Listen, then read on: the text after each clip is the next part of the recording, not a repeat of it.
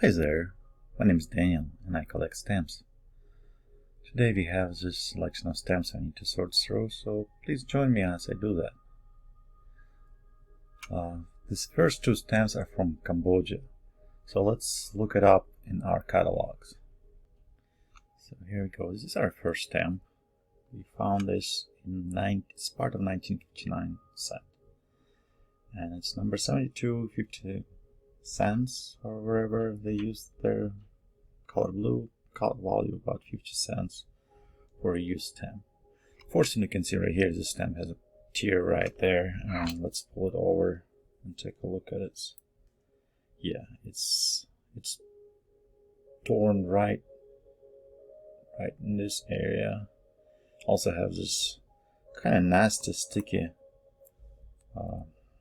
hinge or whatever, like a tape on it. So this is definitely not a stamp worth skipping. We're just gonna throw it into our penny bin. Let's find the second one. And the second one is right below. It's from 1960 series. This is 5R stamp, which is number 77. Also has 40 cents for catalog value.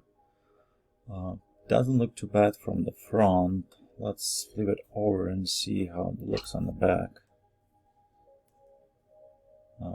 Let's see. Oh, it also has this nasty sticky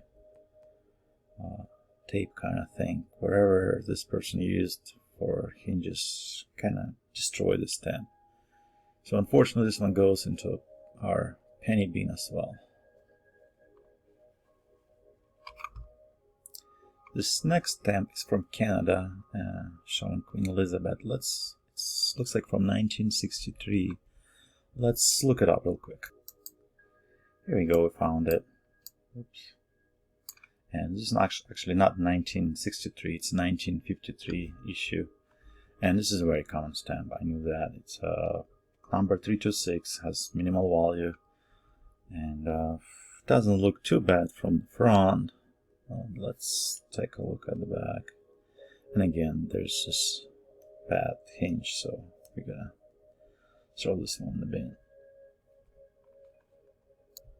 This next step is from Hong Kong. Let's look this one up.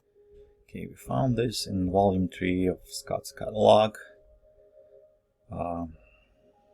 This is from 1954-1960 set, featuring Queen Elizabeth II.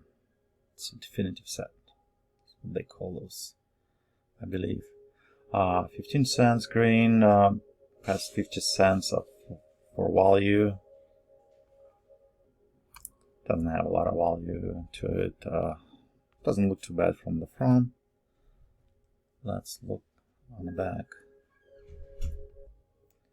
As you can see, this one also has this bad, nasty looking hinge, sticky tape-like, so it also goes into a bin.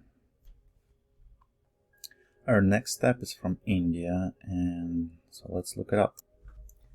Right, here we go, we found it. So this is a stamp, A117, and it looks like it was issued twice, so you have these values. Could be either number 282 or number 309. The difference is in watermark. Watermark 324 and watermark 196, which is star watermark, or this Ahsoka pillar watermark. So let's check the watermark to make sure we have a right stamp. This is my handy watermark tray, and I'm using basically lighter fluid as a watermark solution. And you can see there's a star shown as a watermark, so we know this is a watermark. Actually, it's not a single star 39, it's this one, watermark 196, multiple stars. So let's see what's number it corresponds with. So watermark 196 is number 282. So again, has minimal value for this stamp. And as you can see, it also has this sticky tape like hinge on it, or probably just a tape. We'll let dry this out and we can throw it in our penny bin. Our next stamp is from Japan. It doesn't say here Japan, but this chrysanthemum kind of flower on the stamp, it means Japan. So let's look it up in Japan, in catalog 4, volume 4. So we found it as design A35, and this design was also issued several times. As you see, this C numbers list. So I have to go and we have to go and through all of this and make sure we have assign the right number to the stamp.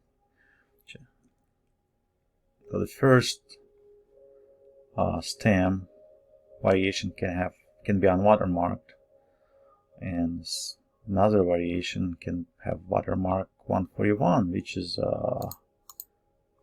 this wavy lines.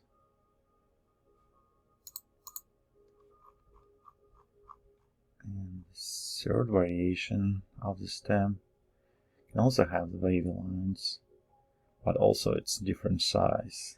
So let's check what's number 212, 213s are. I believe they're just coil stamps, a little different from others. Yes, they're coil stamps only perforated on 2 sides, not 4 sides like we have here. Let's go back. What other numbers are? 239, 241, 243, 255. So let's look 239 through 255.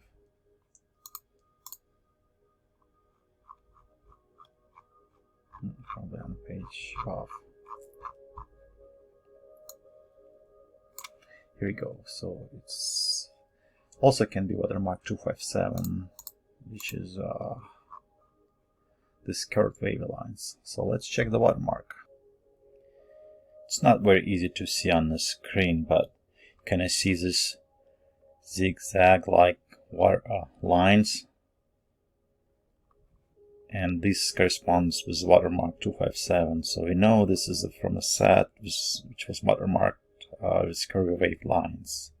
And that number was 243, which has minimal value for the U stamp.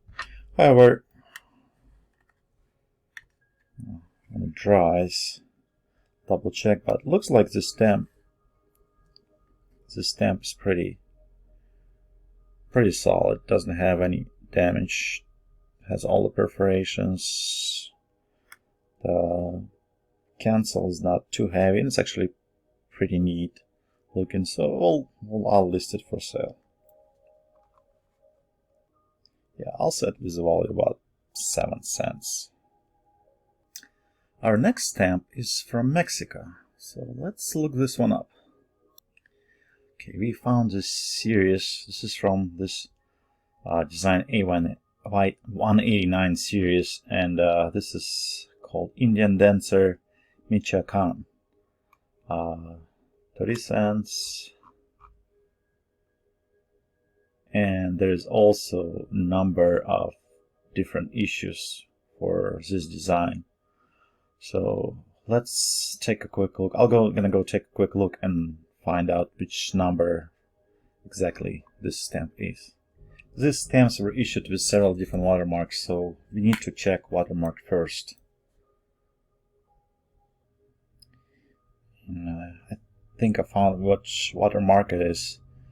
I think it's watermark 300, because you can see letter M right here, and letter X right here, and this part of the design is supposed to be a eagle and circle, and I can see the circle.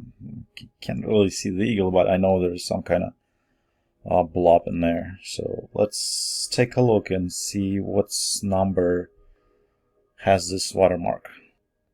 It took a little while, but I figured it out. I think this stamp is from 1954, 1967 issue, and this his number is 879. There are 2 different colors listed, brown red and reddish brown. And by looking at it closely, under different light. And actually this camera doesn't really represent the light very well, but what I can see with my naked eye is, I think it's a brownish color, that reddish brown color. So we'll call this number 879A. So it's 879A. It's pretty much free of cancellation. There is this line here at the bottom from cancel. Because the stamp is so small, sometimes cancellations basically miss them. And I don't see anything really wrong with it on the back side, so I think it's a good stamp. I think can sell it. Again, this is minimum value, so 7 cents. That's about the price for it. Okay, our next stamp is from New Zealand. And we already found it here, and it says it has another issue of similar design, and I checked it out, and its design is a little different. It's a larger format stamp and differs from this design in many ways. So there's only one possible value for this stamp. It's a 228C. And again, this is minimum value stamp, so inexpensive. Let's see how it looks. Has some short curves here on top. It's about back side. Doesn't look too bad on the back, but again, this short perforations kind of diminishes its value. And I don't think I'll be selling this. I'll send it to the penny bin. Our next stamp is from Norway, and we found this in our catalog. And there are several designs are very similar to each other. Like this one has a line between or and the post. Let me zoom it in. See this line right there? Which we don't see on our stamp. Also, the serif of the letter of the word Norge is different. The letters are different. Also, or and post as well. This design has a word Svalbard 1925 at the top, but our design is this one, A16, and there are also several issues of the stamp, so let me find which one it belongs to. So I check, and this stamp may be from 3 different issues. This one, first one, has watermark 160, and the size of the stamp, size of the design on the stamp is 16 by 19.5. It also can be the next issue, which also has watermark 160, but the size of the design on the stamp is a little different, 17 by 21. So we need to measure the stamp. Or the third issue with this stamp and denomination is the number 196, which doesn't have watermark. So first let's check the watermark. I know it's not, you can't see it very well on the screen, but we have this watermark. This watermark 160 resembles a post horn. You can kind of see the silhouette of the post horn here. Also, this has some kind of print on the back, YP. Sometimes owners of the stamp put their mark on the back of the stamp. Maybe it's one of those, I don't know, but just not so. But real curious thing, little curiosity. So we know this is watermark 160. Now we need to measure this to make sure which one of the 2 issues it belongs to. So the stamp has dried up a little bit, and this watermark fluid dries up pretty quickly. I know it's not really good for you, the fumes and everything, but hey. There's special watermark fluid you can purchase to do this, but it's quite expensive compared to this $4 big bottle of Bronzanol.